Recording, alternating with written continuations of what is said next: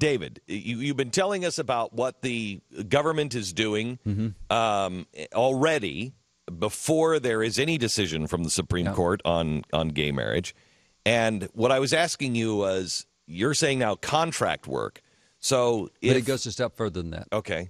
Because once you have in law that you can't discriminate on the basis of sex, and by the way, federal code has already been changed to where the sex also means gender identity. So when you remove sex, you replace that with gender identity. So when the court comes back and says there is no logical reason to have male, female choose a sex, then that also means gender identification. And so the 82 come into play at that point. What that means is, since that becomes the law of the land, which it never should be, that's a whole different discussion. Courts don't have the right to make that, but it will become that.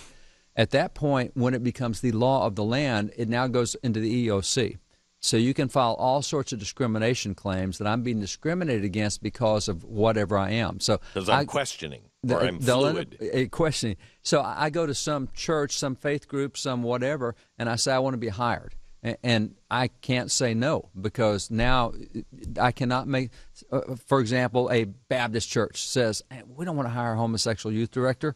You can't say that now. You'll end up in federal court. You'll end up at EEOC right down your neck. You cannot. So hiring protections go out the door. You cannot maintain your character as such because you've lost that. In addition to that, because sex also means gender identification, Title IX, which is what all the colleges use for sports, it goes out the door as well. So all your locker rooms now become one locker room. You can't distinguish between male and female because that's that. David, this destroys all of society.